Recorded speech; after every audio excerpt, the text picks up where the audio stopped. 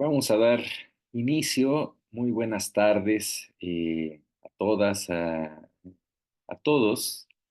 Bienvenidas una vez más a nuestra sesión del seminario permanente del núcleo de profesores, del núcleo académico de, de Tlaxcala, del posgrado interinstitucional en Derechos Humanos, particularmente de nuestro campus de Tlaxcala.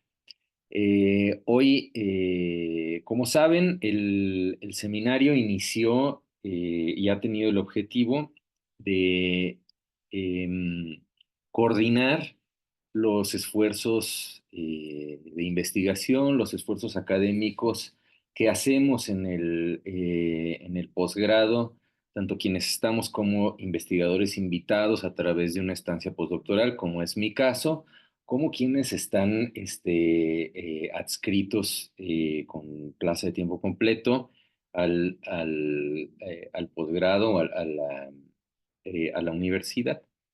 Y la idea del seminario es coordinar esas investigaciones enfocándonos en la línea de investigación principal del posgrado, que son los derechos económicos, sociales, culturales y ambientales.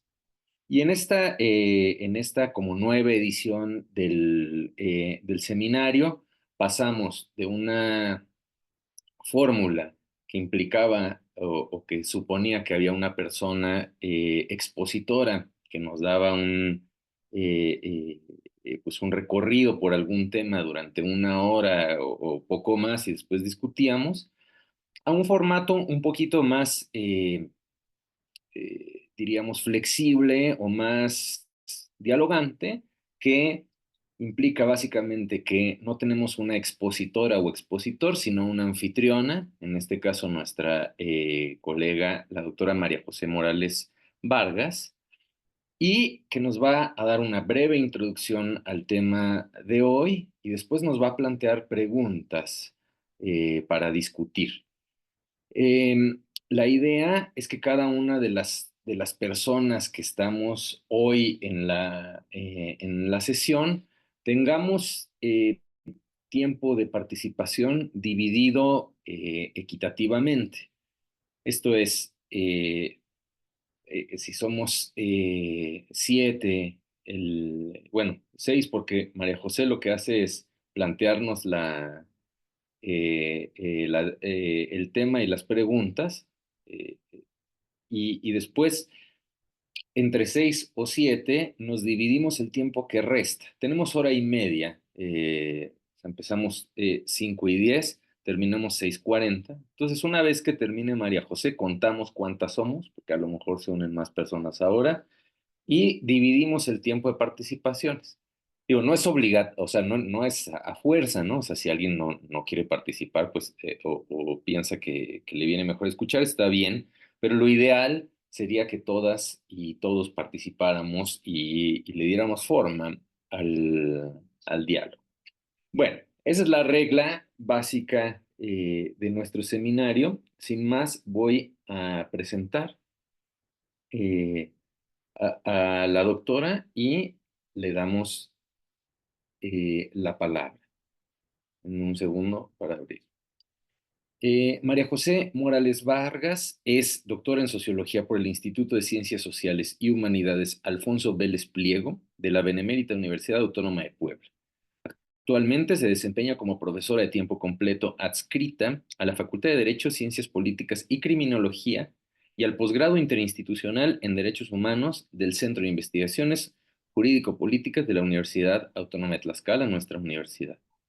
Sus líneas de investigación son resistencias, subjetivación política y procesos de politización aplicados al estudio de la migración, derechos humanos, género y disidencia sexual.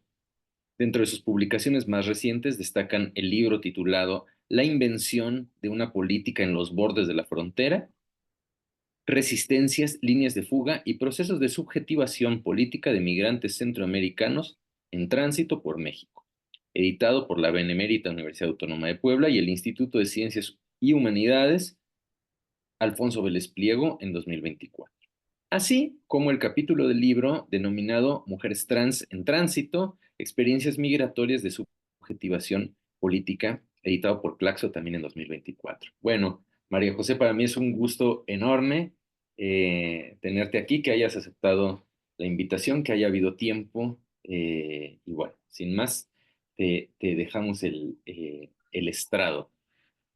Vale, pues buenas tardes a todos y todas. ¿Me escucho bien? Porque parece que va a llover aquí en Tlaxcala y pues no quiero que sea una mala señal. Pero bueno, eh, Octavio, agradecerte primero por la invitación a este seminario que justo le interesa poner en el centro de manera general, como tú lo decías, ¿no? Primero que pensemos colegiada y críticamente a los DESCA. Y en segundo lugar, de forma específica, como bien tú lo planteas en el temario que nos compartiste, pues que tejamos discusiones desde una perspectiva interdisciplinaria a estas temáticas, ¿no? Creo que el tema de discusión hoy justo atraviesa de manera interesante las líneas de investigación que en los últimos años he estado desarrollando y que tiene que ver con temas de movilidad humana, con temas de expulsiones y desplazamientos forzados, ¿no? Y pues creo que la temática que hoy se va a exponer, que tiene que ver con gentrificación y derecho a la vivienda, pues se ancla muy bien a estas líneas de mi interés, ¿no? Entonces se agradece mucho la asignación de esta temática. Eh, no sé hasta qué punto las que estamos aquí reunidas, pues estamos familiarizadas con el tema de gentrificación, pero creo que todos cuando nos referimos al asunto de gentrificación, pues lo estamos asociando a estas transformaciones que observamos de manera inmediata en algunas ciudades, ¿no? Por ejemplo, esta proliferación o este aumento de restaurantes o estos lugares nice, ¿no? Que están ofreciendo esta comida gourmet y que pues de alguna manera ya han desplazado a estas fondas de comida tradicional, ¿no? Incluso podemos observar cómo estos nuevos lugares, ya están manejando incluso sus menús en inglés, ¿no? También cuando referimos a este asunto de gentrificación, comúnmente también lo asociamos con el asunto de la degustación, ¿no? Eh, Creo que todos hemos escuchado comentarios o hemos visto cómo ciertos puestos o ciertos lugares pues ya han dejado de hacer la comida o la salsa picosa, ¿no? Dado que el picante es el elemento característico de nuestra gastronomía mexicana y pues bueno, estos lugares pues han ido como matizando sus sabores para pues agradar al paladar de los extranjeros, ¿no? Creo que también el asunto de la gentrificación lo asociamos, ¿no? Con lo sucedido recientemente en Mazatlán, ¿no? Creo que para todos es conocido esta noticia reciente, ¿no? De cómo ciertos empresarios del sector hotelero pues buscaban de alguna manera prohibir la música de banda en las playas, no por otra cosa, sino para agradar otra vez la visita y la estancia de turistas extranjeros. Eh, Antes de comenzar, ¿no? Me gustaría un poco con el fin de que entendamos cuál es la afectación de estos procesos gentrificadores que nos están arrebatando ciertos derechos, pues propongo que partamos de algunas premisas, ¿no? Justo con el fin de que tejamos nuestros debates, ¿no? Y nuestros posicionamientos políticos desde una perspectiva de derechos humanos. Eh, la primera premisa que me gustaría que subrayemos es que nos situemos en la defensa de que la ciudad es de todos y todas, ¿no? Y en tanto todos tenemos derecho a la ciudad, tenemos derecho a la distribución equitativa de los bienes y tenemos derecho a estos servicios públicos que el Estado nos debe garantizar. La segunda premisa que me interesa mucho que subrayemos es que estemos convencidas de que las ciudades no son meramente estas construcciones, no son meramente esta infraestructura, esta arquitectura, o son meramente receptáculos de servicios, ¿no? Sino que centremos la importancia en su estructura social, en su identidad barrial y también en su memoria colectiva que ahí se construye. Y la tercer premisa que creo que es interesante que subrayemos para ir tejiendo nuestros debates es que amplifiquemos la importancia de que la vivienda social no es una mercancía, ¿no? Sino es un derecho.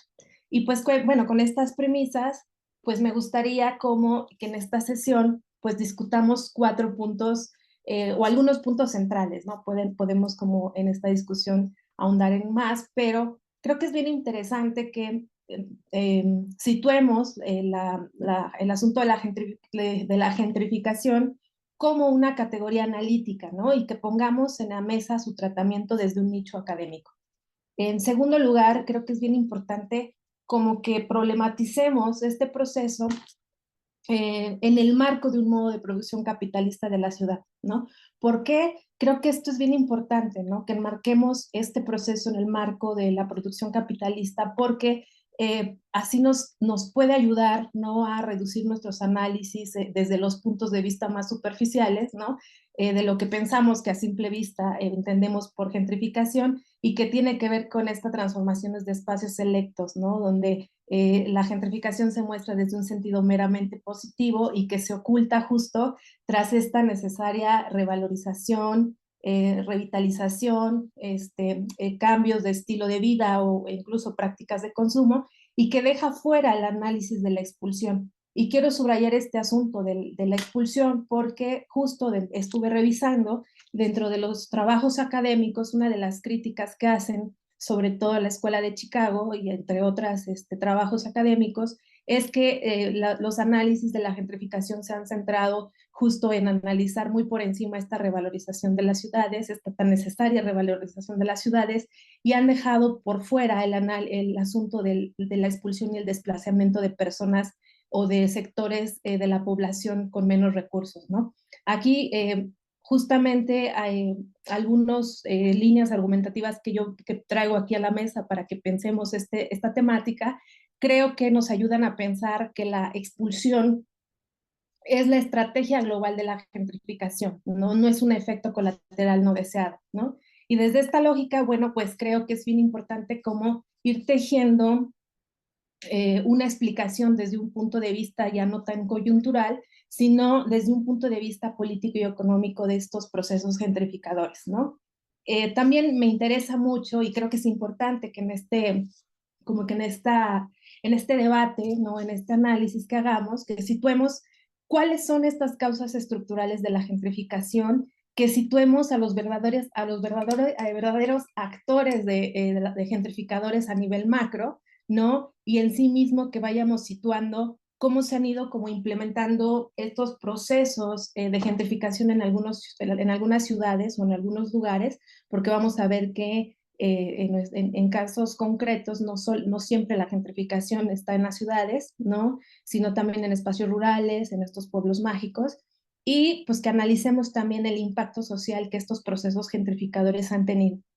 Y por último, creo que sí es para mí muy importante que también situemos algunas de las voces de resistencia organizada en contra de la gentrificación a la luz de la experiencia de activismos, de iniciativas vecinales y movimientos que están politizando y defendiendo a pie de calle el derecho a sus viviendas, pero también el derecho a la ciudad y el derecho a los servicios públicos que se supone que el Estado debería garantizarnos, ¿no? Y en este sentido, al ir un poco pues desgranando cada uno de estos puntos que me interesa que discutamos, pues creo que es bien importante como poner los elementos para el debate, ¿no? Desde este nicho académico que creo que es bien importante. Y pues creo que aquí comenzaría diciendo que dentro del nicho académico encontramos pues la raíz, ¿no? De la palabra gentrificación, que justamente proviene de gentry, ¿no?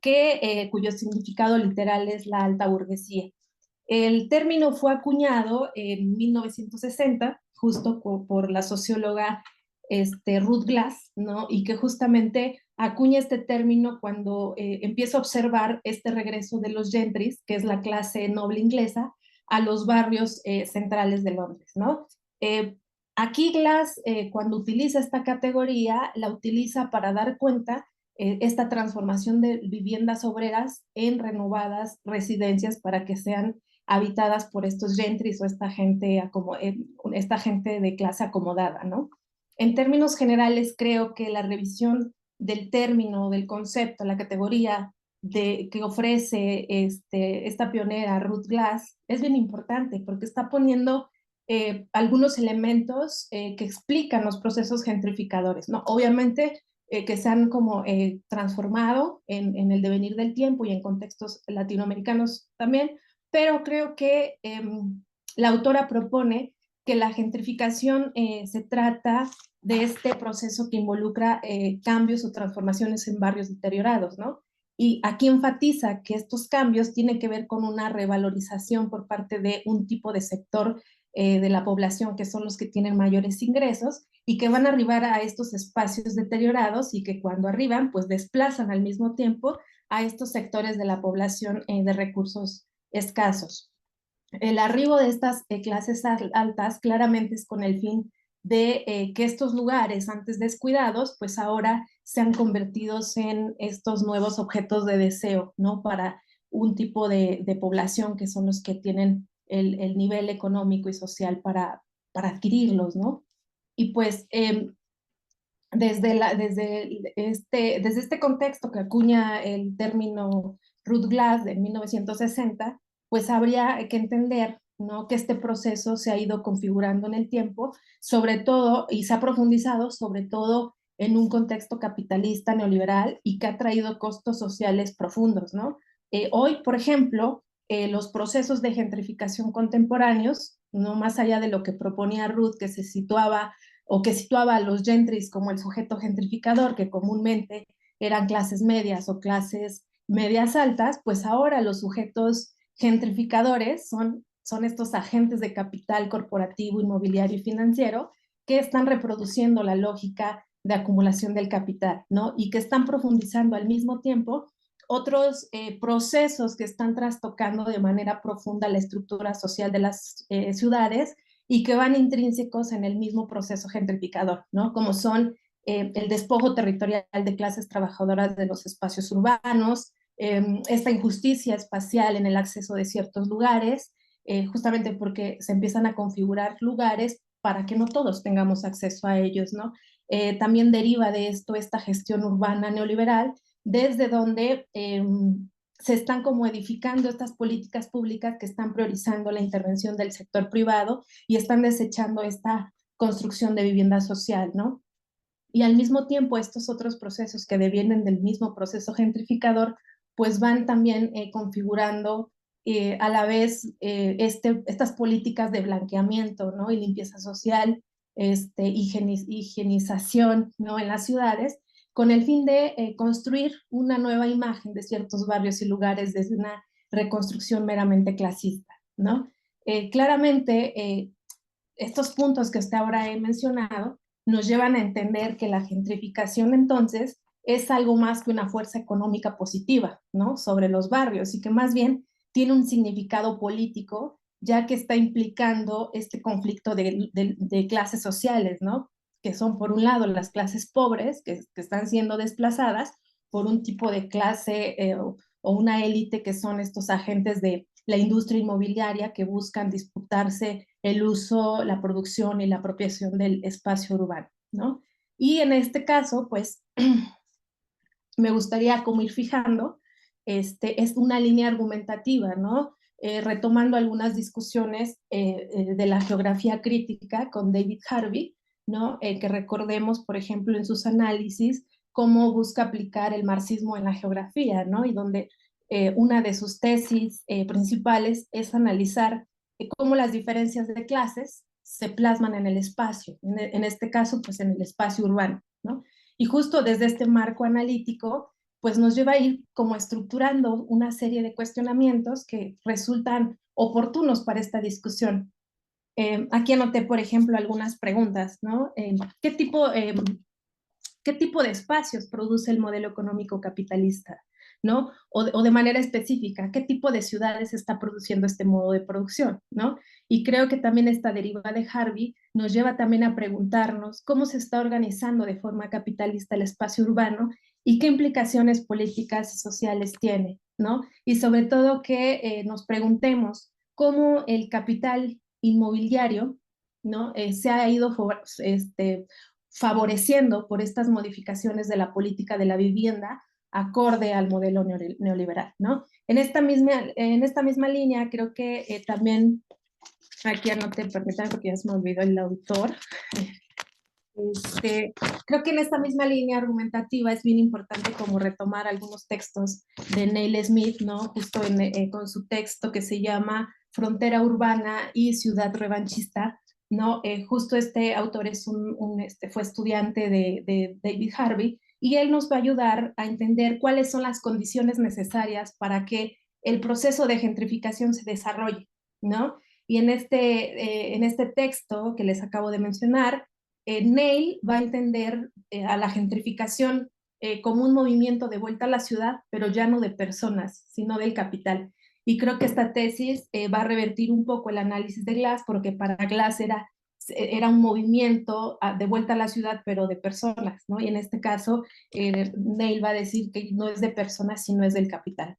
Eh, Otra categoría que creo que es importante retomar de Neil Smith, esto es esta categoría que denominó urbanismo neoliberal, ¿no? Diciendo que una de sus características es su carácter revanchista, ¿no? En el sentido de cómo las clases blancas y altas buscan arribar a los espacios urbanos para reapropiarse de la ciudad y del capital inmobiliario, ¿no?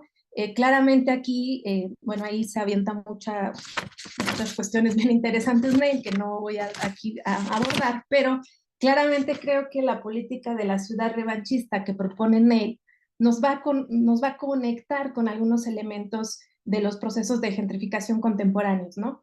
Como por ejemplo es esta insistencia de querer borrar la geografía y la historia de la clase obrera de la ciudad, esta insistencia de querer expulsar a poblaciones de menores recursos, esta insistencia de subordinar las políticas de la vivienda social a intereses corporativos y privados, de blanquear e higienizar a la sociedad, incluso criminalizando a la pobreza, ¿no?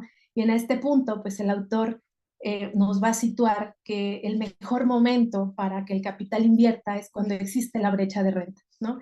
Que es justamente cuando los barrios sufren descuido, sufren este deterioro o esta desinversión, y en este momento es cuando bajan las rentas y a la vez también descienden pues los precios de compra de los inmuebles, ¿no? Y a medida que continúe esta desinversión, pues se abre lo que el autor llama la brecha de renta del suelo urbano, que justo es la que va a crear estas condiciones de reinversión para hacerlo más rentable, ¿no? Solo cuando se produce esta brecha de renta es donde los flujos del capital van a entrar y se va a generar la reinversión, solo cuando los desarrolladores inmobiliarios consideran que la inversión se vuelve económicamente rentable, ¿no? Y en este caso podemos observar que ya el precio de la vivienda ya no va a depender tanto de la calidad, ¿no? Sino del lugar donde se encuentre, ¿no? Y entonces por eso en sí mismo el proceso de gentrificación ya no solo le va a interesar la renovación de viviendas, sino construir otras nuevas y de lujo, ¿no? Además, busca en esencia no solamente esta construcción y renovación de viviendas, sino reapropiarse de áreas, ¿no? Para amplificar la apropiación de estos espacios de la ciudad, ¿no? Entonces, por eso un poco podemos ver que los procesos de gentrificación les interesa revalorizar los barrios, ¿no? No solamente la vivienda para mejorar su imagen y así pues volverlos atractivos para un tipo de clases que son las clases que puedan pagar y costear estos lujos, ¿no?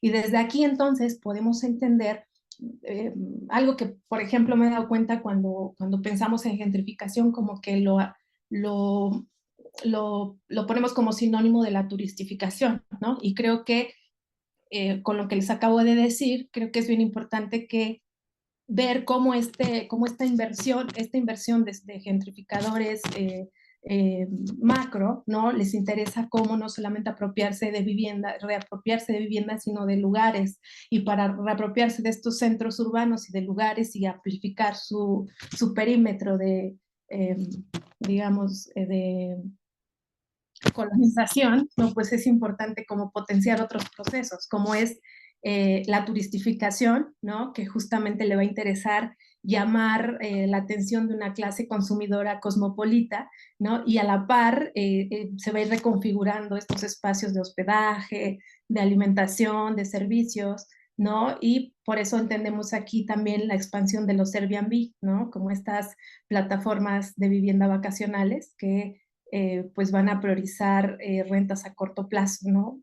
No más de 3 meses, según, no he revisado yo la verdad estas, estos contratos, pero pues sabemos que estas son plataformas para pasar, que gestión, digamos que se están ofertando para pasar unas vacaciones y que te, pues, te prestan el espacio solamente por una temporada, ¿no? También vamos a empezar a ver cómo estos espacios se empiezan a gentrificar con obras nuevas, por ejemplo, con estos edificios de gran altura, eh, con negocios, con la instalación de boutiques, con plazas comerciales, ¿no? Y entonces ahí vamos viendo cómo esta reconfiguración de los espacios, ¿no? Por eso el interés ya de los procesos de gentrificación contemporáneos, pues están situados en edificar un proyecto más grande, ¿no? Donde aquí la revitalización de la vivienda es solo una primera faceta, ¿no? Que de ahí se va a ir desencadenando otros procesos encaminados a la reconstrucción de un paisaje que siempre busca estar bien enclasado, ¿no? Donde no todos tengamos pues el acceso a estos centros urbanos. Y ya creo que para un poco para ir cerrando mi intervención y para ya darles la palabra, creo que es algunas, híjole, algo que también es importante y que revisé es cómo algunos autores hablan sobre las facetas del proceso de gentrificación, ¿no? Que dicen que va a iniciar cuando las personas que cuentan con un capital económico y cultural, ¿no? Estamos hablando de las clases medias, pues se mudan al barrio porque les parece, porque encuentran alquileres baratos, porque les parece padre, ¿no? Entonces estas personas van a ir modificando el barrio, ¿no? Que en vez ya de ser considerado barrio de trabajadores y barrio de migrantes, pasa a ser percibido como un barrio joven, un barrio de extranjeros, ¿no? Y que pues se está configurando con una estética moderna, ¿no? Y en este punto, pues estas personas están como ya instalándose en este espacio, están abriendo eh, negocios como cafeterías, como locales, ¿no? Con un estilo de vida característico de clase media. Y esta es la condición que va a traer a los gentrificadores, ¿no? Quienes consideran rentable invertir en estos lugares, ¿no? Entonces ahí podemos ver cómo para que haya una revalorización económica, es decir, una intervención de los gentrificadores macro, que en verdad van a ir a invertir, se necesita antes una revalorización simbólica, ¿no? Eh, en tanto, creo que aquí, un poco para ir pensando las estrategias de resistencia o las estrategias que pueden ir como soportando este proceso, creo que creo que es importante situar las estrategias que vayan en contra de la máquina de la gentrificación, ¿no? Estas estrategias que van en contra de los gentrificadores inmobiliarios, ¿no? Donde el alcance sea buscar frenar estos megaproyectos que buscan despojar territorialmente. Y creo que un ejemplo básico es lo que está pasando ahora en el pueblo de Ciudad de México, se me olvidó. Eh, Hay ahorita uno por Coyoacán, donde desplazaron por Torre Mítica. Empieza con Choco, X. Joco, sí, Joco, ¿no? Me Entonces, imagino que puede ser ese, ¿no? sí, sí, Sí, ahí sacaron por Mítica. claro, ¿no? Entonces, creo que creo que aquí es bien importante pensar en estas estrategias porque a veces creo que es importante primero situar a los gentrificadores que reinvierten, ¿no? En este contexto neoliberal y justo porque los primeros que en algún momento llegaron y que creemos que son los gentrificadores, en algún momento avanzado del proceso de gentrificación también van a correr el riesgo de ser expulsados, ¿no?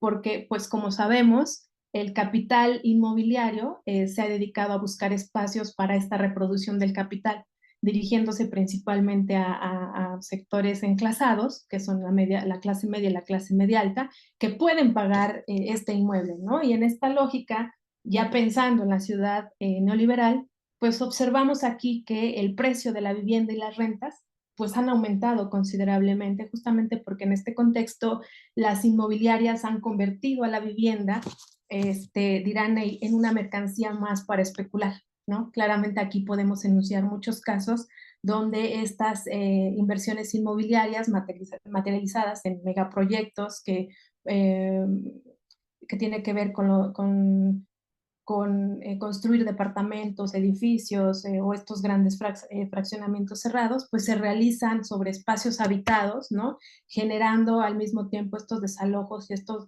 desplazamientos de poblaciones de menores ingresos, ¿no? Creo que vale la pena también situar un momento en donde había otro tipo de configuración de política de la vivienda, ¿no? Al menos, por ejemplo, en México, durante la década de los 70, se facilitaba el acceso a la vivienda a clases trabajadoras asalariadas, ¿no? Con estos famosos UNAVIs, ¿no? Que eran estos organismos nacionales de vivienda que claramente estaban comandados por el Estado y que eran pues los que tenían el control para el acceso del suelo, para el acceso a la construcción y comercialización de la vivienda, ¿no?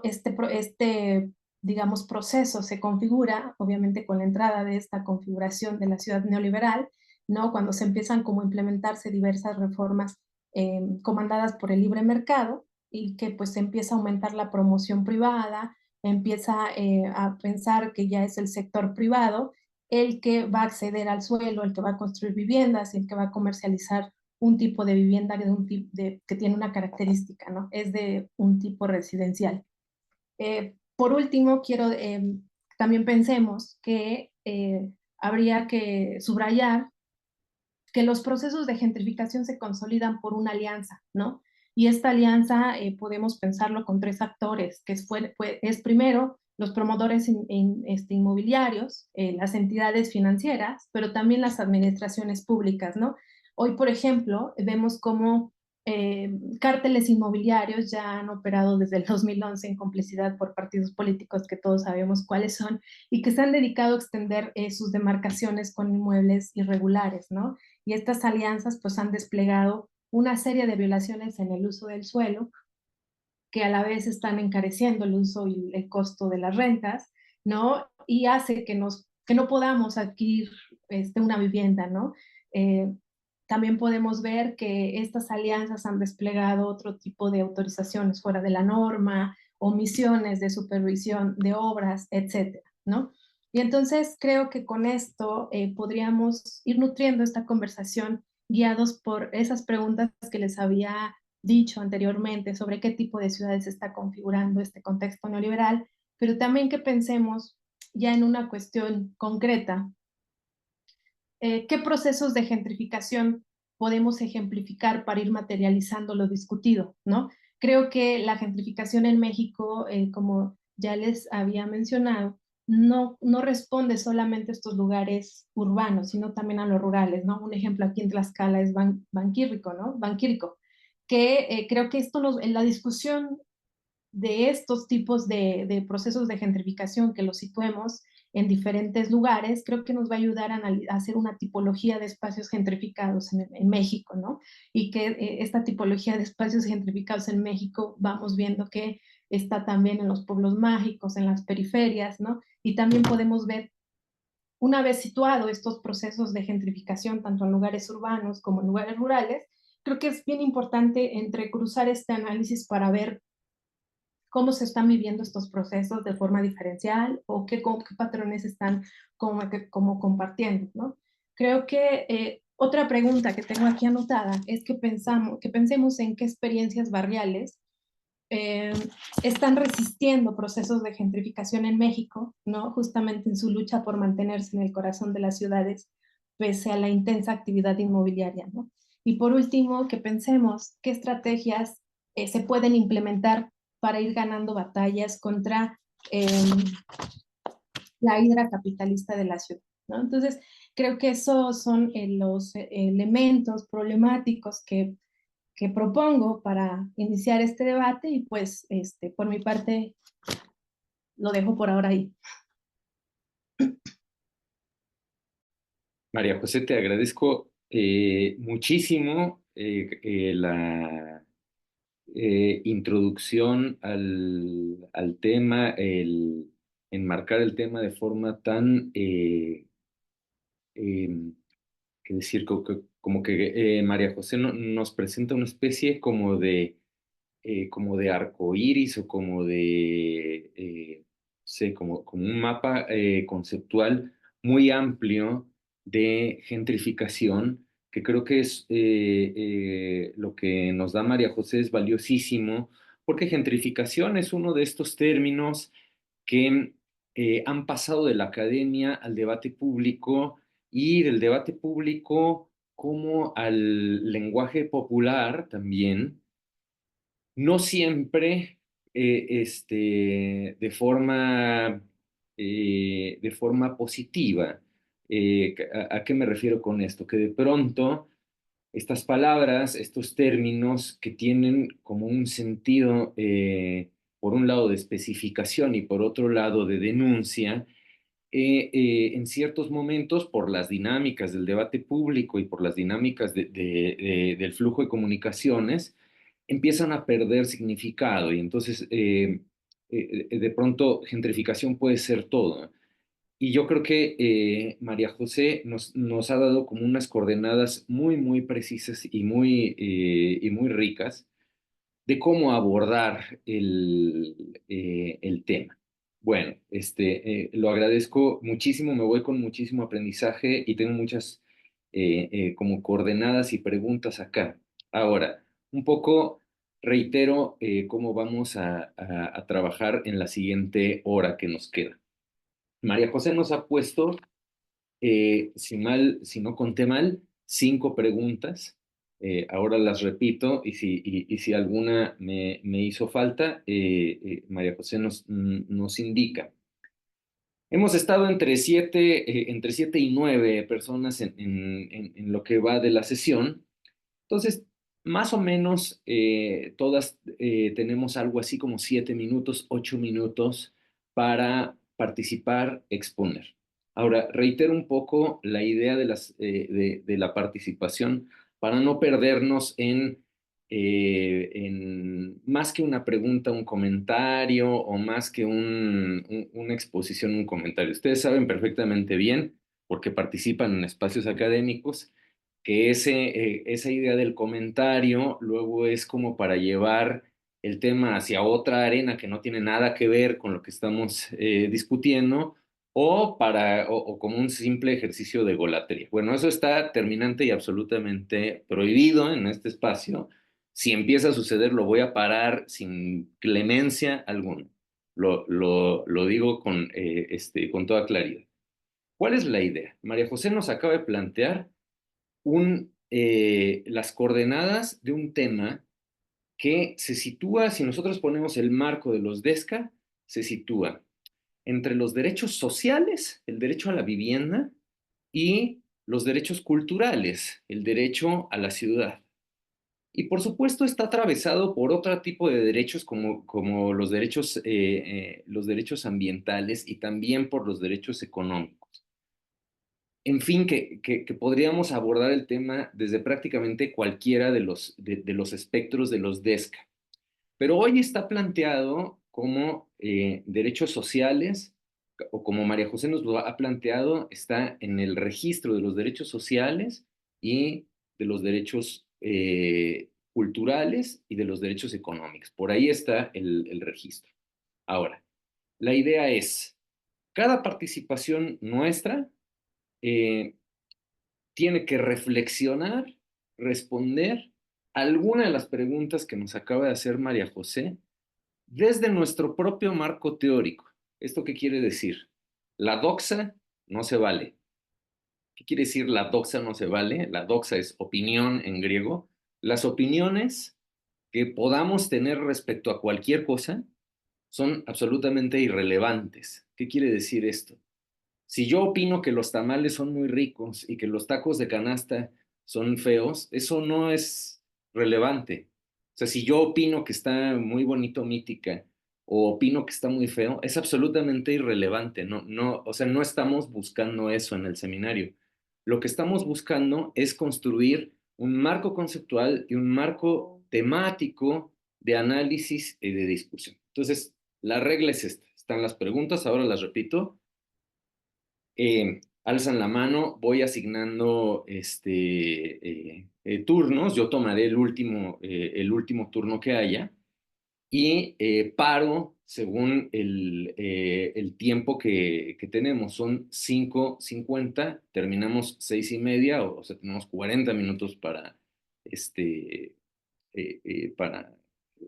finiquitar nuestra discusión, porque tampoco se trata de estar horas y horas, ¿qué decir? Como rumiando un tema. La idea es, cada quien tiene un marco conceptual y teórico ya trabajado previamente, y tenemos perspectivas académicas, filosóficas, teóricas, que aportar al tema.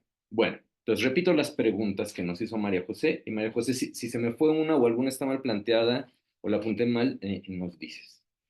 María José nos planteó, ¿qué tipo de espacios está generando el orden capitalista o la idea capitalista del mundo, ¿no? ¿Qué tipo de ciudades, es la segunda pregunta, se está planteando ese orden? ¿Qué procesos de gentrificación identificamos? ¿Qué experiencias barriales de resistencia tenemos a mano? ¿Y cuáles son las estrategias que hay para la resistencia a la gentrificación? Bueno, si no me equivoqué en ninguna y María José no nos quiere corregir el registro de las preguntas, esas serían las preguntas para discutir desde nuestros diversos marcos teóricos. ¿Están bien las preguntas, María José? Sí, sí están bien. Creo que mejor estructurada porque aquí las puse así como muy rápidas, sí, también. Bueno, pues ya está. Entonces, ahora sí que eh, conforme vayan levantando la mano, vamos como participando. Ana primero, Margarita después. Empezamos así y seguimos. Hola, ¿qué tal? Buenas tardes a todos.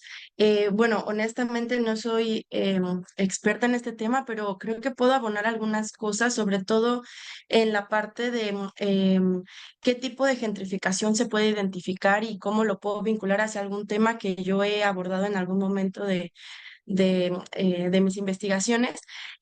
Obviamente pienso en Puebla inmediatamente, ¿no? Porque, bueno, yo soy de Puebla, aunque vivo aquí en Tabasco.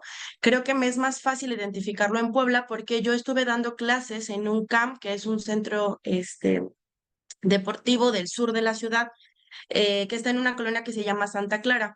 Y digamos que hay un río que se llama el río Atoyac que atraviesa, y a mí me parecía muy interesante verlo desde esta perspectiva, digamos, analítica de la parte de desarrollo, de la parte incluso de segregación socioeconómica, porque cruzando el río Atoyac está Lomas de Angelópolis, que debe de sonarles porque es una zona pues muy conocida de Puebla, que últimamente ha crecido demasiado, ya hay como se ha expandido más allá de las casetas de Atlixco, ¿no? Como de este lado, ya tiene dentro universidades, ya tiene centros comerciales como Sonata, que comienza con, había cerca de ahí un fraccionamiento, digamos, ya muy fresa, digamos de alguna manera, que es La Vista, crece Angelópolis, que es ese centro comercial, y luego viene el crecimiento de Lomas de Angelópolis.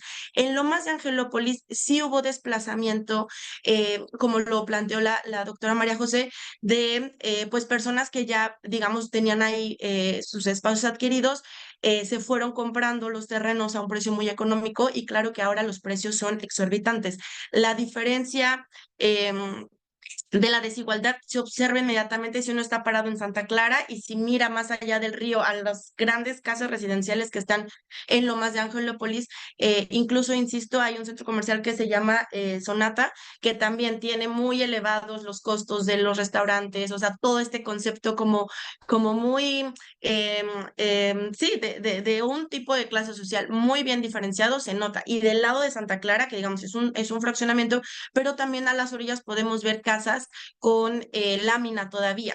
Y han ido desplazando a esas personas porque abrieron un bulevar que se llama el Bulevar Carmelitas y literalmente el gobierno despojó, bueno, no creo que sea despojo, porque creo que sí hubo cierto pago, cierta indemnización, pero no había vuelta atrás, ¿no? Hay una casa que a mí me parecía muy emblemática porque estaba cortado su patio tal cual, ¿no? Justo porque pues interfería, ¿no? En los planos o en los planes del ayuntamiento para construir dicho bulevar, ¿no? Y evidentemente se ha ido marginando, también creo que la ciudad ha ido creciendo hacia el sur, pero sí se nota ahí una muy, muy clara segregación socioeconómica, hay una gran...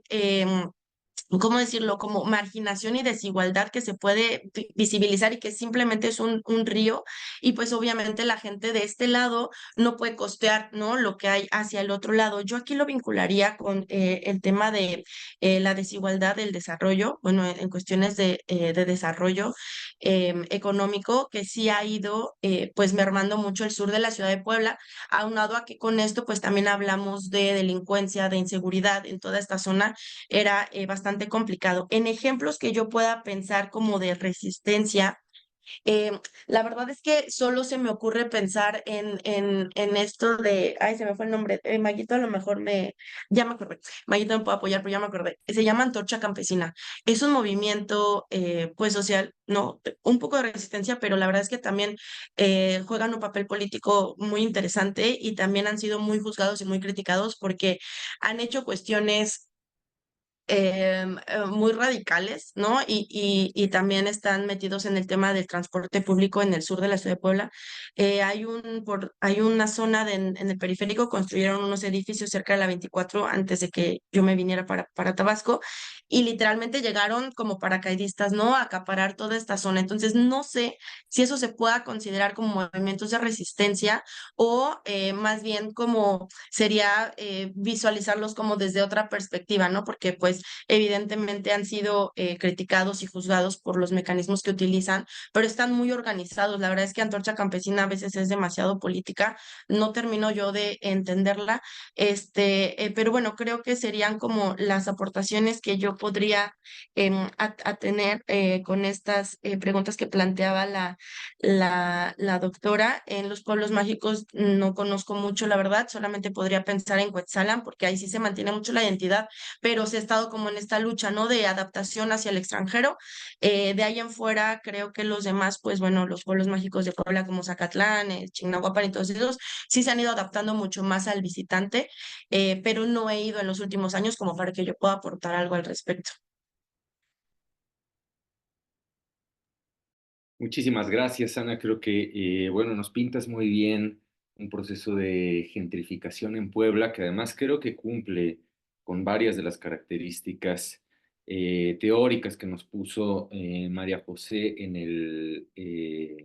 sobre la mesa. Lo de Antorcha Campesina es un gran tema, es algo que deberíamos discutir, porque claro que hay organizaciones como Antorcha Campesina que desde mucho antes de que siquiera este proceso al que estamos llamando gentrificación tuviera ese nombre, había luchas por el territorio o luchas por la ocupación, por decirlo de una forma, de la ciudad. Ese creo que es un tema que valdría la pena discutir. Vamos, o sea, lo anoto ahí, lo subrayo como que creo que lo que Ana nos pone está muy bien. Y bueno, no sigo más. Margarita tenía la palabra, si mal no recuerdo. Gracias, doctor. Buenas tardes. Pues bueno, primero que nada, muchas gracias por el tema porque está súper interesante y creo que es muchas veces algo que escuchamos tanto, pero no aterrizamos los conceptos. Bueno, yo de las preguntas que hizo la doctora, a la pregunta qué tipo de espacios se están creando, bueno, desde que usted lo estaba diciendo, yo pensé en la respuesta aspiracionales. O sea, pensé mucho en los Starbucks, que obviamente están en ciertas partes de la ciudad y están, o sea, muchas veces en estos lugares nuevos de moda, y cómo incluso eh, quienes, o sea, para quienes comprar un café de 80 pesos es mucho dinero, o sea, de todas maneras van y vaya, o sea, como por este tema aspiracional de, bueno, no me alcanza para vivir en esta zona, pero por lo menos me alcanza para un café, pues empiezan a tener también un poco digamos, esta visión, ¿no? O sea, de centros aspiracionales, pero que sí, o sea, al final los sueldos o el sueldo promedio de nuestro país, pues por supuesto que no permite que esto sea accesible, ¿no? Para muchas más personas. Eh, yo tenía ahí, bueno, antes de pasar a lo de las experiencias barriales, yo tenía un poco como esta pregunta, o sea, ¿qué tanto realmente los procesos de gentrificación son sostenibles a largo plazo, justamente desde esta perspectiva de cuánta gente puede pagar esas rentas de 20,000 pesos, 30,000 pesos, y si no también forma parte de un proceso cíclico? O sea, yo pensaba en muchas zonas en Puebla, también obviamente de donde vivo, que hace muchos años eran las colonias más ricas y hoy ya no lo son, ¿no? Y son mucho más accesibles y viceversa, ¿no? Estos lugares que hace muchos años eran considerados barrios y que hoy se han vuelto lugares como mucho más caros. O sea, que tanto también hay un tema un poco cíclico en el que pues hay zonas que van teniendo por diferentes motivos, hasta por procesos de industrialización, eh, pues como cierto realce, ¿no? O sea, los lugares que quedan cerca de, pues estos lugares donde están, por ejemplo, aquí en Puebla, la zona que decía Anita de Lomas de Angelópolis, donde están los corporativos de los bancos, donde están los corporativos de empresas importantes y los parques industriales, ¿no? Que están, por ejemplo, en la carretera que lleva a Tlaxcala, en la que sale para Veracruz. Entonces, también, digamos, un poco pensaba en esto que podría ser cíclico, respecto a lugares que antes eran sumamente caros y hoy son mucho más accesibles y viceversa. Y bueno, regresando a las experiencias barriales, más bien de quienes están en contra de las experiencias, pensaba justo cuando Anita dijo lo de Coetzalan, iba a dar otro ejemplo que ahorita lo digo, pero hace no mucho supimos de un proyecto en Coetzalan, de una plaza, tipo una plaza comercial, pero donde efectivamente la población, que está muy bien organizada, pues ha resistido muchísimo estos procesos, pues en los que se llegan los malls modernos, ¿no? Y entonces había pero al final es un lugar que recibe mucho turismo y que pues sí quiere como tal vez cada vez tener más recursos que ofrecer. Hicieron un diseño, y lo vimos porque, bueno, mi esposo se dedica a los temas de construcción, entonces le tocó ver justamente el diseño de este centro comercial, pero con todas las características, digamos, de la cultura de Cuetzalan. O sea, no era una típica plaza como las que todos conocemos, era más bien una especie como de mercado abierto, pero probablemente con estos elementos más modernos, pero era algo que, de hecho, según yo, no se ha llevado a cabo porque los pobladores no están del todo de acuerdo. Entonces, de alguna manera, tal vez es pues sí tomar ventaja de lo que económicamente para ellos significa ser un pueblo mágico, ¿no? Y además un pueblo mágico reconocido a nivel internacional incluso, pero sin dejarse completamente absorber por estos nuevos procesos. Y regresando un poco a cómo estas zonas se han vuelto, algunas zonas en Puebla se han vuelto muy caras, haciendo un poquito más de énfasis en el tema de Lomas de Angelópolis se comió un pueblito, bueno, un pueblo que se llama Santa Clara Ocoyucan, en donde, pues sí, efectivamente, está lejísimos, ¿no? Hoy en día es lejísimos en general de Puebla, pero se volvió este centro de moda en donde el metro cuadrado está en 11,000 pesos, 10,000 pesos, evidentemente inaccesible para, incluso para clases medias altas, ¿no? O sea, es una locura lo que se pagan en esos lugares, pero nuevamente, o sea, hace no mucho, bueno, algunos años, platicando con una compañera mía de la universidad que se dedicó a los bienes, al tema inmobiliario, yo le decía, pero ¿por qué? O sea, ¿por qué se sigue invirtiendo en Lomas de Angelópolis? O algo así, y me decía, es que es lo que toda la gente quiere vivir aquí. O sea, no importa que nos estemos yendo más lejos, más lejos, más lejos, que de la entrada de la caseta te hagas 40 minutos digamos, los diferentes clústeres que hay hoy, no importa, pero la gente quiere vivir aquí. Y probablemente muchas de las personas que viven en esa zona están endeudadísimos, pero este tema capitalista en el que hay una aspiración, un tema de aspiración, eh, juega un papel, como bien decía hace rato la doctora, pues en el que tiene que estar la parte inmobiliaria, tiene que estar la banca, que también hoy da créditos hipotecarios, no, o sea, no tan fácil, pero con menos, yo diría con menos reglas. Bueno, tal vez no con menos reglas, pero con menos obstáculos, ¿no? Por ejemplo, para los docentes. Yo no sabía que los docentes, que tenemos normalmente un sueldo no muy alto, somos súper buenos sujetos de crédito para los bancos, ¿no? O sea, yo no lo sabía hasta hace poco, viendo un tema inmobiliario. eh, entonces, no, también hay una pues, relación entre todos estos actores que van cambiando el formato de vivienda. Hoy el formato de vivienda también para mucha gente es un mini cuartitito. Uno, porque es lo que puedes pagar, pero también es porque eso está como en esta cuestión cultural, ¿no? También de pues ciertas familias en las que mucha gente vive sola también, o ya no hay familias un poco más grandes. Y creo que eso, hace poco veía también cómo han subido los precios en departamentos en París. Creo que estos documentales a raíz de las Olimpiadas, ¿no? Que decían cómo es posible que un lugar de 26 metros cuadrados cueste, no me acuerdo la cantidad de euros, pero también son procesos, pues no de México, ¿no? O sea, creo que son procesos bastante más, pues internacionales. Pero bueno, por el momento sería todo lo que quisiera compartir. Muchísimas gracias, Margarita. Aprovecho, perdón, para saludar a la doctora Georgina Ruiz Toledo, que nos está acompañando. Buenas tardes, Georgina, qué bueno que estés acá con nosotras, con nosotros. Y bueno, apunto rapidísimo. Bueno, me quedo con esto de Margarita. Hay dos cosas que pone Margarita, bueno, muchas, ¿no? Pero que creo que vale la pena como tomar. Por un lado, ante la postura de María José, que viene de lo de Neil Smith, eh, de que la gentrificación es un proceso que tiene como un primer gentrificador que eventualmente va a ser expulsado, ¿no? Margarita hace una muy buena pregunta, basándose en las experiencias de Puebla, que si ese proceso no será cíclico, o sea, que hay como una ida y vuelta. Ahí habría cosas que apuntar y que desde la sociología y que desde luego pues cambiarían un poco esta tesis que nos compartía María José.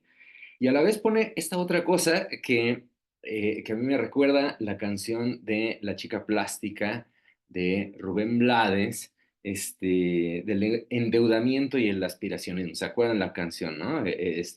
Que habla de una pareja de clase media pues que se endeuda terriblemente para pagarse un nivel de vida que no es el que esa pareja puede pagar, y por otro lado, también hay un ingrediente que acá podemos ir agregando de clase.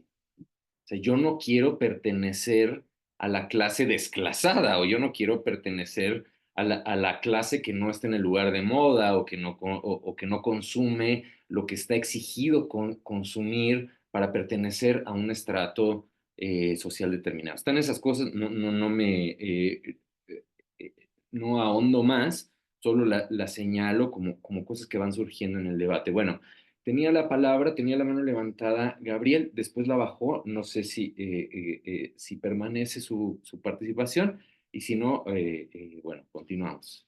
Sí, aquí Gabriel, ando, justo al venga. tiro.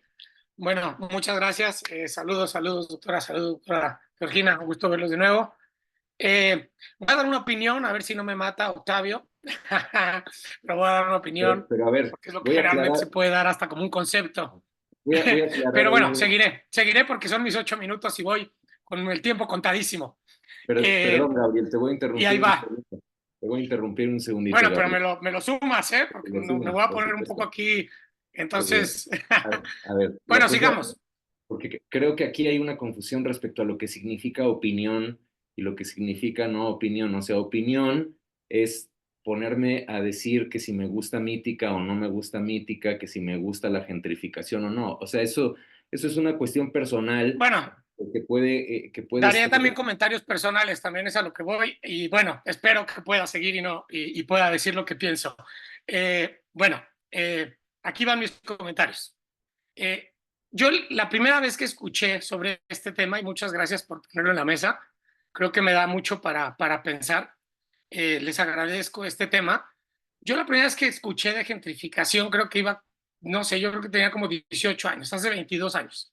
Me acuerdo con un libro que se llama La Tierra es plana, y fue que cayó en mis manos y lo leí, hace muchos años.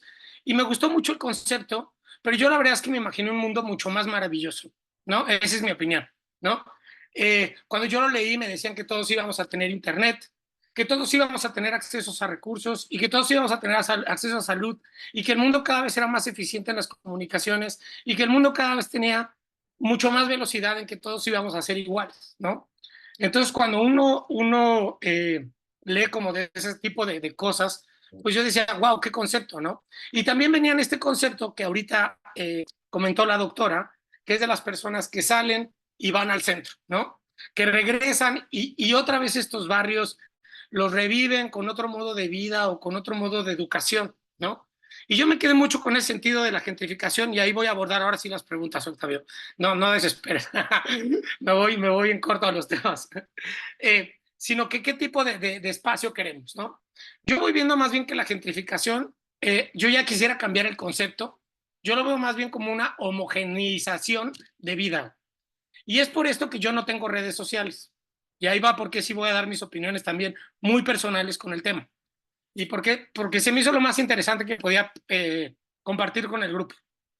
Yo no tengo redes sociales porque considero que las redes sociales de una niña en Mónaco que presume cómo se está paseando en un yate afectan mucho a veces a una niña que crece en un ambiente rural como Amanalco, donde siembran el haba, ¿no? Entonces, esa niña con las mismas redes sociales aspira a esta realidad, ¿no? Que todo el mundo le empieza a decir que esa realidad está bien. Entonces, esta como globalización, esta gentrificación, no se da solo del modo de una ciudad o de un espacio, ¿no? Y también ahí van más mis debrayes y mis opiniones. Yo he pensado que muchas veces homogeneizan hasta el modo de ver la vida y hasta nos hacen infelices. Ese es el tipo de espacio que hemos creado y también a eso voy. En nuestra cabezota, por esta gentrificación y este modo de aspirar a ser al otro, a este nivel de vida, que a veces es un imaginario, ¿no? En las redes. Entonces, lo que hacemos es una soledad. Y esa es la gentrificación. Ese es el espacio en común, ¿no? Y también una cosa bueno, que yo me he puesto a reflexionar de que también porque no tengo redes sociales, entonces, ahora uno sale a Coyoacán y me siento en las mismas calles de los parques de París. Y si yo me voy a pasear a Valle de Bravo, que ahorita hablan de eso, me siento en las mismas calles y los parques de París. Y si voy a Nueva York, ya no les voy a contar cómo me sentí, ¿no? Y si voy a Vancouver, entonces, el problema no es que hay una gentrificación en la que todos nos estamos volviendo iguales. Está ganando una cúspide. Yo más bien veo que la Tierra es una montaña donde hay un pico, no es plana. Hay una cúspide que nos está diciendo cómo debemos de vivir, cómo debemos de sentir y cómo está aplastando a las demás culturas. No, en mi manera de ver está aplastando y aplastando y aplastando a las demás culturas. Y entonces, ¿cuál sería una defensa? Que otra vez voy a las preguntas que nos hacen, que son muy interesantes. Híjole, no sé, la cultura. La cultura creo que es una defensa bien fuerte. Digo, conozco movimientos como Peralvillo, pero coincido con Ana, están destruidos políticamente. Conozco los movimientos de Casas Geo de los hijos de Fox, ¿no? Conozco como los movimientos ¿no? De muchas cosas inmobiliarias y de cómo garantizar tal, pero la cultura, ¿no? Yo me acuerdo cuando veía a toda la gente destruida viniendo de Centroamérica, y yo decía, ¿por qué no se quieren regresar a su país de origen? Porque ellos tienen un sueño que es el sueño de los tenis Nike, así yo le llamaba, perdón, digo, cada quien le puede llamar como quiera, es un concepto que me inventé, no lo he puesto en ningún libro, pero yo lo que decía es el sueño de los tenis Nike. Ellos pueden dejar toda su vida, porque como no tienen un arraigo a su cultura, pueden dejar su vida por unos tenis Nike, ¿no? ¿Y por qué? Porque todo el cine, y ahí va un poco a lo macro que hablaban hace rato Octavio y la doctora, ¿no? Los sistemas macro que nos están diciendo cómo vivir, que nos aplastan todo el tiempo, que nos hacen renunciar a nuestros sueños culturales, ¿no? Nuestros tenis Nike. Yo puedo dejar mi comida, ¿no? Mi salsa, mi calabaza, lo que sea, ¿no? Lo que me digo yo que soy un ser súper extraño para lo que soy, como hace rato me decía Román, que soy muy mexicano, porque pues sí, siempre traigo algo de México, pero pues a la vez muchas personas me ven y me dicen que no soy mexicano. Digo, eso sí que es, ¿de dónde es uno, no? Pero yo sí creo que el valor de lo que uno aspira como cultura es lo que te hace aspirar a un lugar. ¿no? Y es hasta la cultura indígena, ¿no? Las discusiones de quién es un indígena, de quién y de dónde pertenece a alguien, creo que ahí va, ¿no? Y todo va agarrado de la mano. Perdón, no me quise salir del tema, eh, igual y si ya me salí un poco, pero me pongo un poco a pensar y creo que es eso. Y el espacio que estamos creando es la soledad, que sí me gustó muchísimo las preguntas, la verdad, y me hicieron reflexionar un montón, y por eso ya me quería ir rápido a contestarlas. Perdón si te interrumpí, Octavio, y ahora sí, abrimos a una platicota. No me interrumpiste para nada, Gabriel, y lo que más me interesa, o lo que creo que pone muy bien Gabriel sobre la mesa es, bueno, la posibilidad de pensar la gentrificación en otro registro al que nos ha propuesto María José. No sé si es otro registro, pero al menos hay como otra caracterización, la caracterización de la homogeneización, y dice Gabriel que hay un proceso de soledad ahí. Bueno. Ahí es interesante, creo, pensar esto un poco retomando la idea de María José y la de Margarita, de los primeros y los segundos gentrificadores y la ampliación de la colonización, decía María José. Una pregunta que puede estar, una pregunta de tipo antropológica, sociológica, de antropología filosófica, es si estos procesos de gentrificación dislocan los procesos de generación del espacio común, dislocan a los movimientos y crean el espacio perfecto, un poco regresando a la pregunta de María José de los espacios, si crean el individuo o las condiciones perfectas para el individuo del neoliberalismo, que es el individuo que se necesita, el individuo aspiracionista del que nos hablaba Margarita, el individuo endeudado, es el sujeto que se necesita para los procesos de gentrificación. Acá yo encuentro esto más que interesante. Bueno, paro para continuar. Tiene la mano levantada David, por favor. Muy buenas tardes, muy buenas tardes. Felicidades, doctora, por su conferencia. Fue muy pedagógica, muy temática en el desarrollo y creo que el tema de la gentrificación es un tema que llegó para quedarse desde la década de los 80, 90 en México, y no solo en México, en Latinoamérica, principalmente en los países de tercer mundo, ¿no? Países subdesarrollados en donde generalmente el capitalismo, ¿no?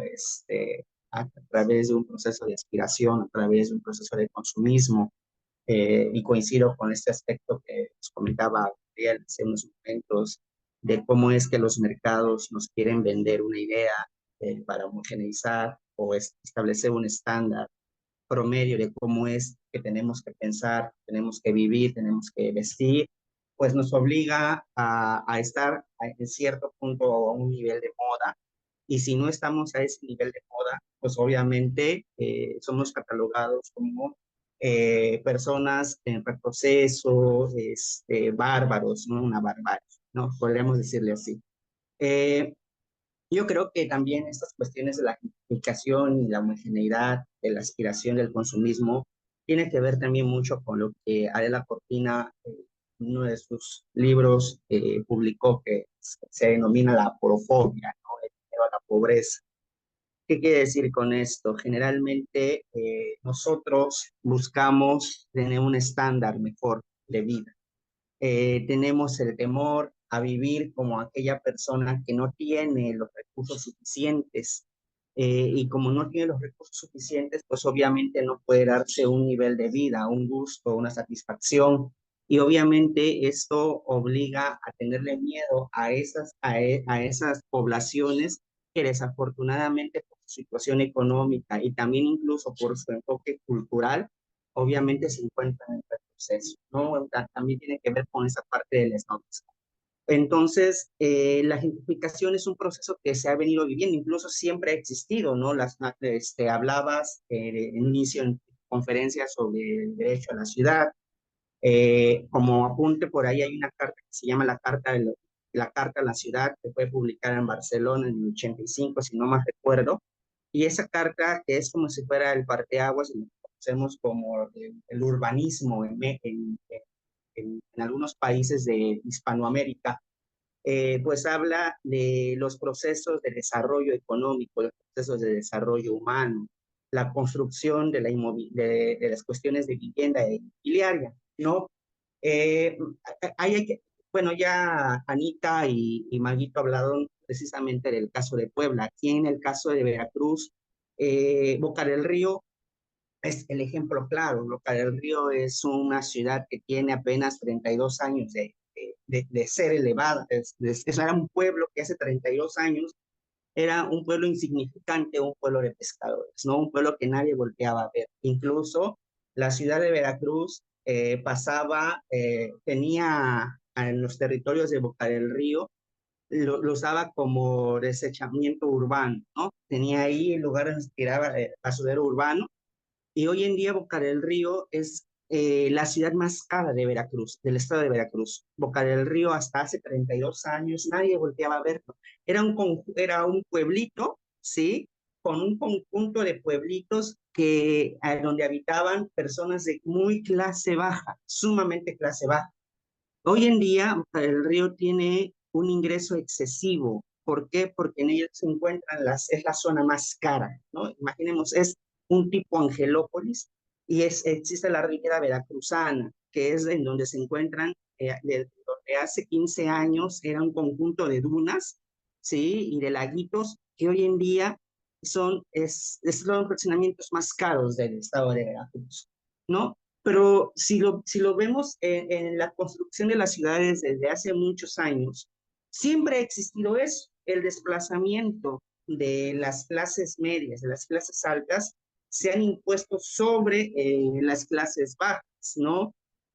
Así es como se construyeron las ciudades como Roma, como Estambul, antiguamente Constantinopla, hoy México. Incluso en México está muy claro el aspecto, y no me lo dejarás mentir, Gabriel, de la colonia Narvarte, de la colonia Roma, la norte y la sur, la Anzures, que hoy en día son explotadas desde el punto de vista turístico, ¿no? Esas colonias como la Santa María de la Riviera, en donde prácticamente hoy están haciendo cafés, están renovando estos conceptos nuevos para turistas, y obviamente la migración turística también, esta cuestión del hecho de la economía que ellos impactan dentro de una sociedad determinada, pues te obliga a tener que apostar por esos lugares. Esto está pasando incluso en Oaxaca, ¿no? Lo pueden ver cómo es que aun cuando la cultura oaxaqueña está muy determinada, hay muchos restaurantes y muchos hoteles donde casi es cuestión exclusiva para personas de Norteamérica o de Europa, ¿no? Incluso podemos ver americanos, alemanes, caminando muy tranquilamente por las calles. Y un caso de resistencia, y no quiero equivocarme, María José, es Chiapas. Un caso de resistencia es Chiapas, ¿no? Chiapas, en la región colindante con Guatemala, ¿no? Soconusco y todas esas regiones, son casos de resistencia en donde prácticamente ellos fueron los precursores para dar una reforma al artículo 2 constitucional que habla sobre la identidad de los pueblos, ¿no? Esa reforma que hubo en la década de los 90, que desde luego se originó porque estos pueblos originarios solicitaban, exigían, propugnaban porque se les respetara sus tradiciones, sus costumbres, su forma de gobierno, aun cuando se encontraba en un proceso de urbanización y construcción de un Estado por por cuestiones migratorias, ¿no? Y por cuestiones de economía en la frontera. Pero ese es mi comentario, y un comentario no es personal, no es personal, pero hace rato el doctor habló que estas cuestiones no deben ser personales, pero yo sí lo sentí personal, doctor. Habló de que no había que dar opiniones como eso, de que no me gusta Mítica. Fue un comentario que yo hice, nadie sabía más que yo lo hice en el chat. Entonces, yo creo que hay que ver esa cuestión de prudencia. Muchas gracias y muy buenas tardes. Doctora, muchas felicidades por su participación. Un abrazo fuerte de la Casa Tlaxcala. Muy bien, muchas gracias, David. Bueno, David nos hace un recorrido muy rico por la costa de Veracruz, por Puebla, por la Ciudad de México, por Chiapas, hablándonos de procesos de gentrificación. Y creo que anota algo, David, que bien valdría la pena tomar en cuenta para la discusión, que es ¿cuál sería la especificidad de la gentrificación? Porque claro, tiene razón David al señalar que las ciudades, los espacios urbanos, siempre han estado determinados por condiciones de clase, por lo menos desde que existen las clases, y antes de que existieran las clases, eh, los estamentos en Roma o en las ciudades medievales, tu pertenencia a un estamento determinaba definitivamente la forma en la que se construía, bueno, el espacio que ibas a poder construir o habitar dentro de una ciudad. Esto es interesante como para poder plantear cuál es la especificidad de la gentrificación. Y creo que lo que nos ha planteado María José el día de hoy es que la gentrificación es un proceso, una situación, una modificación de las ciudades que tiene que ver con el desarrollo del capitalismo específicamente de orden neoliberal.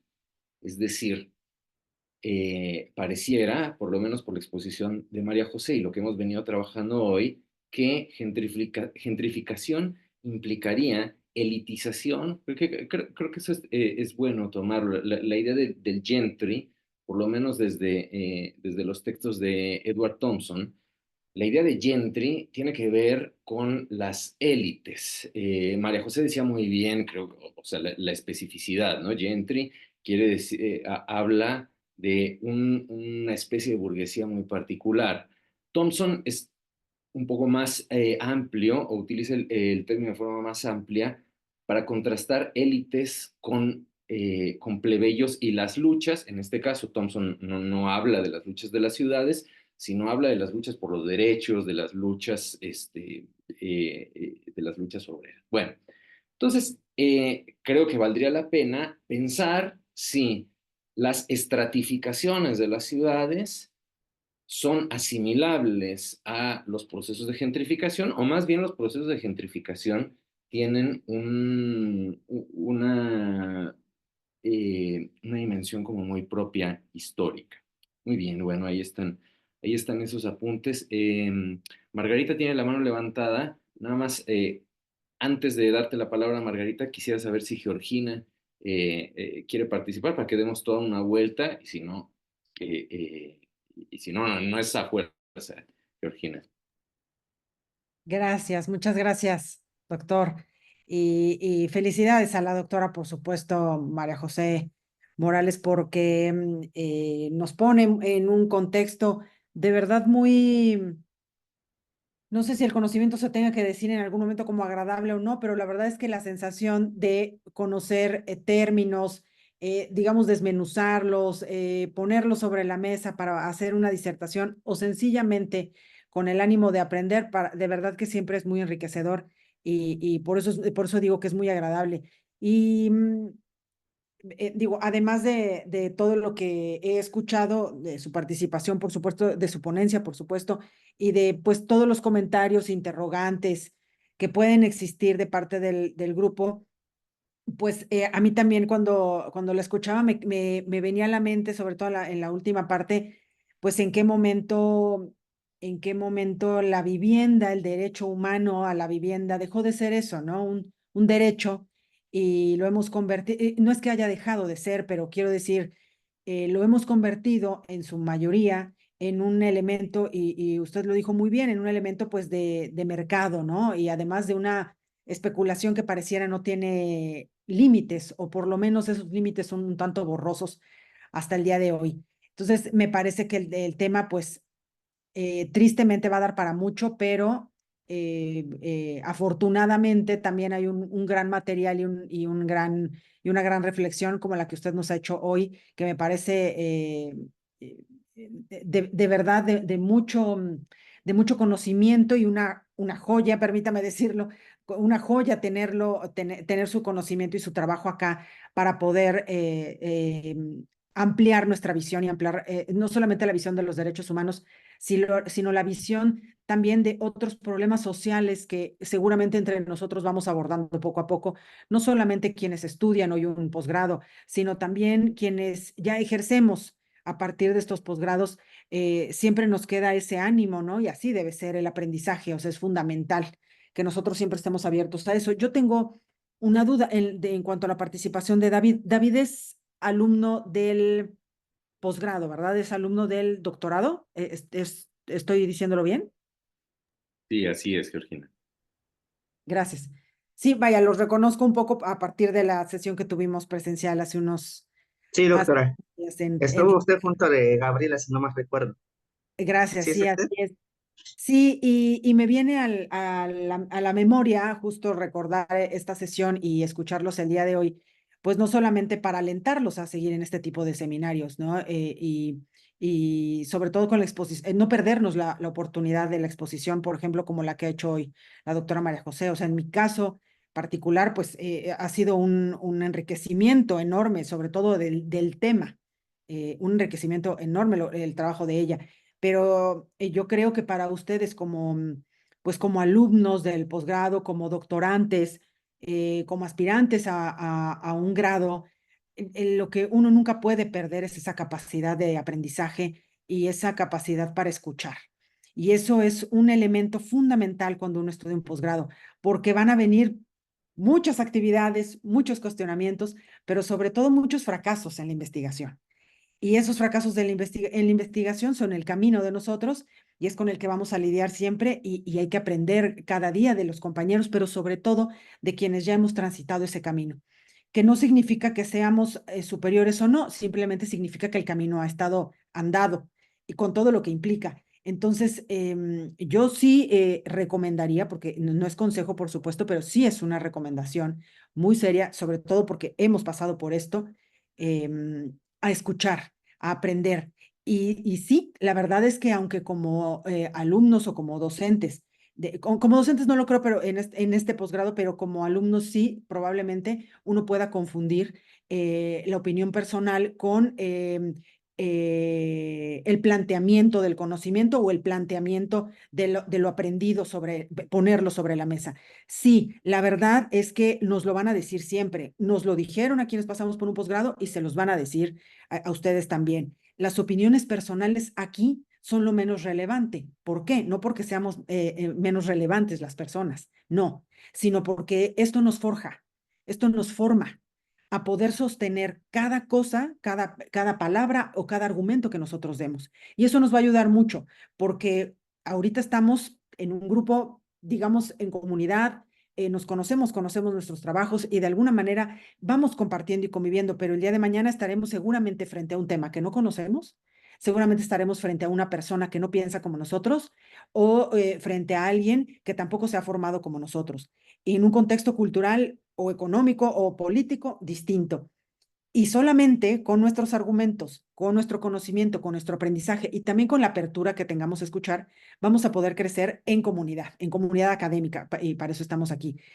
Con ese ánimo, la verdad, de colaborar y de sumar, con ese ánimo hago este comentario, ¿no? Que creo que es importante cuando somos alumnos y cuando estamos aprendiendo, siempre tener esa apertura al conocimiento, y la apertura a que hay gente que ya ha caminado en una trayectoria académica y que por eso nos pide, precisamente en este ejercicio, poder siempre argumentar y siempre proponer, porque el espacio definitivamente en este momento, por lo menos, ¿no? Pero en los espacios académicos, sobre todo del curso de un posgrado, son encaminados por quienes ya tienen una trayectoria y para eso estamos aquí precisamente y en este momento concreto, pues de la doctora María José, y del doctor Octavio, que entiendo, Octavio, este ha sido uno de esos compromisos que tú tienes hoy en tu postdoctorado, que que no es una cosa sencilla, o sea, quienes tenemos el privilegio, la fortuna de ser elegidos por el Consejo Nacional en medio de tantas solicitudes para generar un posgrado, de verdad es un camino largo, arduo y que exige mucho. Entonces yo me disculpo por este paréntesis, pero felicito, por supuesto, y agradezco que nos haya compartido todo esto la doctora María José, Octavio, por todo esto que tú estás diseñando e impulsando,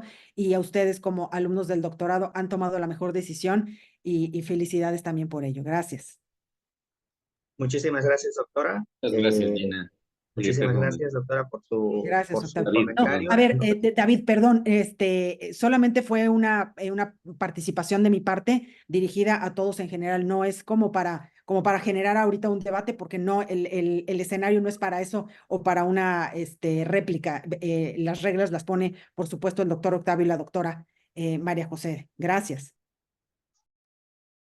Sí, muchísimas gracias, Georgina, por ambas dimensiones. Primero, recalcar esto que creo que se nos estaba yendo, que es la idea de la vivienda como un derecho, y en efecto que María José subrayó muy bien que la vivienda se ha convertido en mercancía frente a nuestros ojos, muchas veces sin demasiada oposición, a la vez que la ciudad también se ha vuelto una mercancía. O sea, aparte de la teoría, no solo alrededor de la gentrificación, sino de la teoría alrededor del urbanismo y del derecho a la ciudad, tiene que ver también con esto, con la idea de ciudad mercancía. Ahora le doy la palabra a Margarita, pero nada más.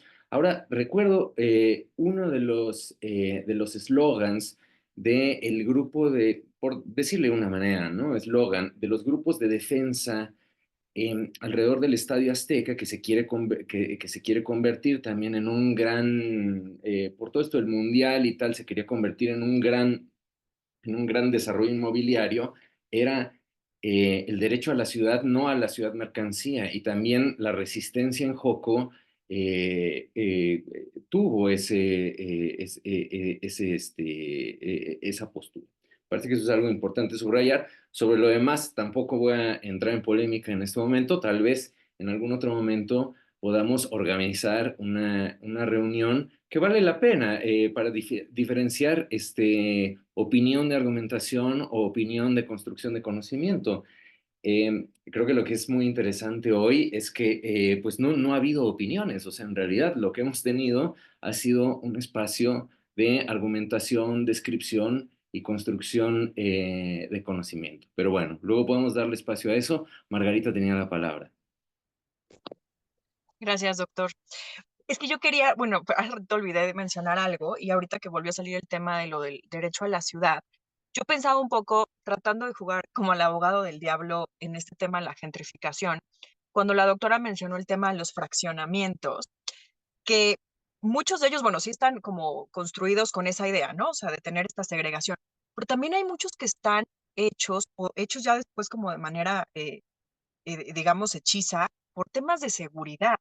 O sea, que al final de seguridad me refiero, pues, estas colonias que no estaban planteadas para hacer fraccionamientos y que con el deterioro de la cuestión de seguridad en muchas ciudades, por ejemplo, en Puebla hay muchísimos, muchísimos lugares, a lo largo de muchas partes de la ciudad, colonias abiertas, digamos, que desde hace muchos años los vecinos se han puesto de acuerdo y ni siquiera o ni siquiera zonas de clase alta, ¿no? Pero en donde el tema de la inseguridad los ha llevado también un poco a esta, pues, segregación, pero pensando, pues, también en este derecho a la ciudad, eh, por un lado está ese tema de la seguridad, por el otro, por ejemplo, hay mucha pelea con eso, con el tema del tránsito, ¿no? O sea, que ya no puedes pasar por ciertas zonas, por ejemplo, aquí hay una en Puebla, que está por el parque ecológico, en donde prácticamente cerraron cada privada, digamos, los vecinos, y pues para que puedas dar vuelta tienes que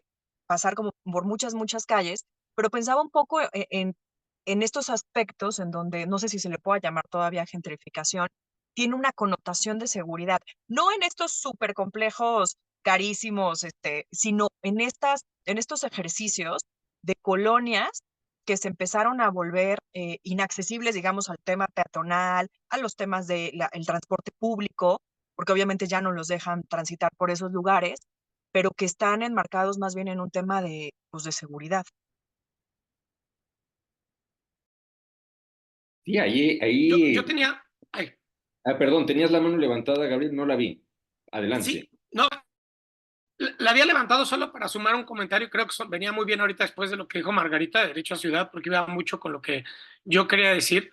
También hace rato que también me hicieron reflexionar, fue un comentario de la doctora María José que dijo que no todos tenemos el mismo derecho a la ciudad. Digo, a mí con este término del derecho a la ciudad, no sé muy bien dónde se acuñó históricamente, pero yo la primera vez que lo escuché fue en una recomendación de la Comisión de Derechos Humanos del DF. Y entonces hicieron mucha promoción, me acuerdo que fue en el tiempo de Ebrard. No, que derecho a tu ciudad, vive tu ciudad, sacaban pancartas y vive tu ciudad. Pero siempre, y eso sí es cierto, pues ¿qué ciudad? Es la misma ciudad de uno que vive en Iztapalapa, que no están desarrollando ningún espacio verde, digo, ahorita algunos más, pero la verdad es que no tiene ningún histórico, o la ciudad donde sí están desarrollando algunas cosas, los que están aquí en Tasqueña y todo el canal de Churubusco, ¿no?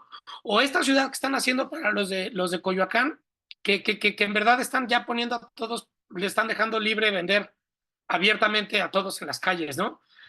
¿Y cuáles son nuestros derechos de ciudad? Y cuando abren un mall, por ejemplo, como Mítica, que fue un ejemplo, pero creo que es muy bueno, y la pelea de Joco, se apañaron toda una calle pública y la cerraron y lo hicieron un parque dentro del mall, ¿no? Entonces, bueno, perdón que me exalte, yo siempre soy un poco así, soy apasionado, pero sí me pongo a pensar qué parte de las ciudades, o sea, de qué están hablando, ¿no? Y esa pregunta me gustó mucho. O sea, derecho a tu ciudad, pero pues qué partecita, ¿no? Donde yo tengo mi terreno, o como los indígenas de Cuetzalan, ya les pusieron su mall. Yo me acuerdo mucho los de Oaxaca. Les pusieron su mall de lujo, la comunidad quiso, pero después no los dejaban pasar, que porque solo iban a pedir dinero.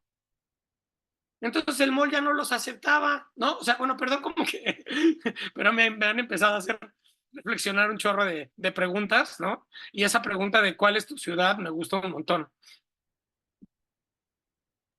No, muchísimas gracias, Gabriel. Si mal no recuerdo, María José, corrígeme, el término es de Henri Lefebvre, del derecho a la ciudad. Tiene un libro así, tal cual se llama así. No sé si sea el primero en haberlo hecho, pero bueno, viene como una discusión sociológica francesa. Y claro, pero ambas cosas, o sea, lo que dice Margarita y lo que dice Gabriel tienen un asidero a esto.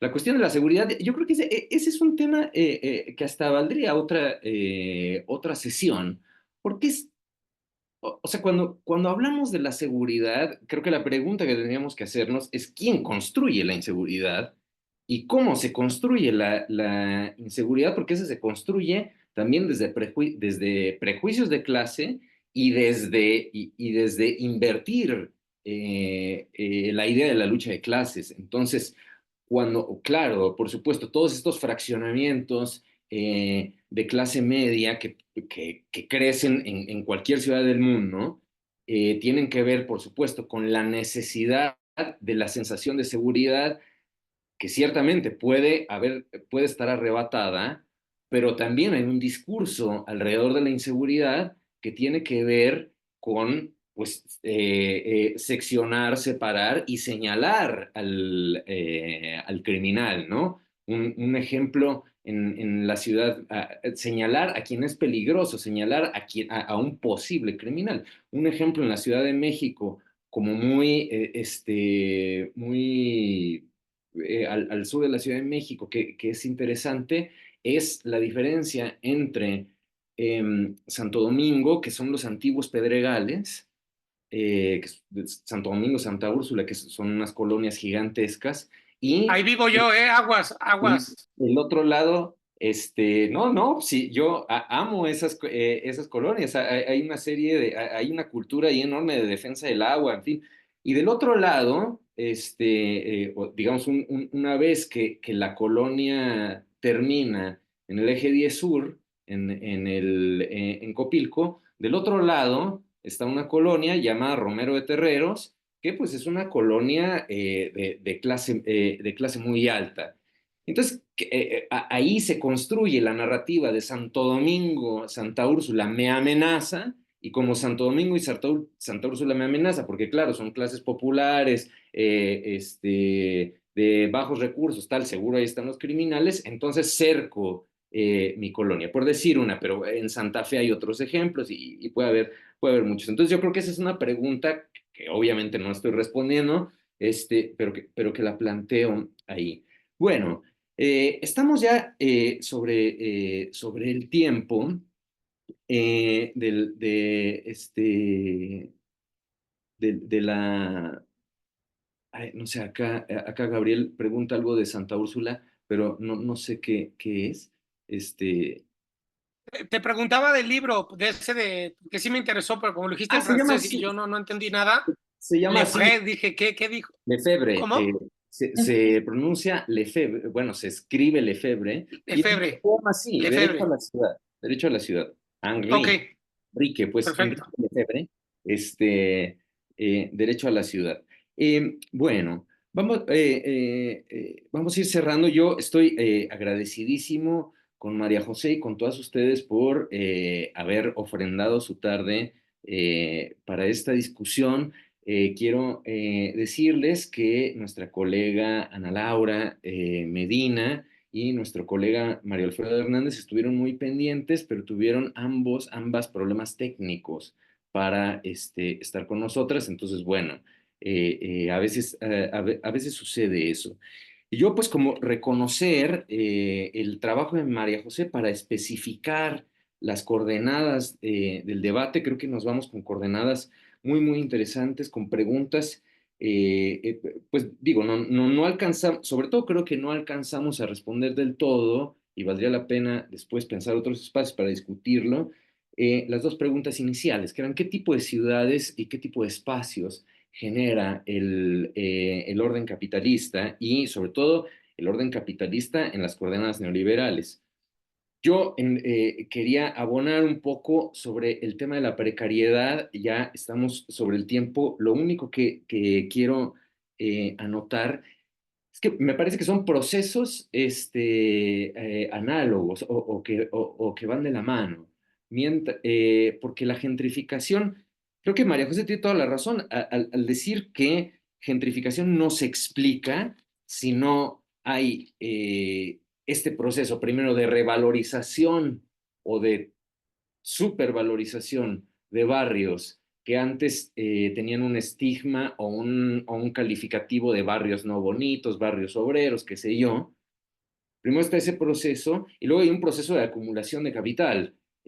Por supuesto, yo creo que María José tiene toda la razón al decir eso. Yo agregaría que me parece que la gentrificación también va de la mano de la precariedad o hay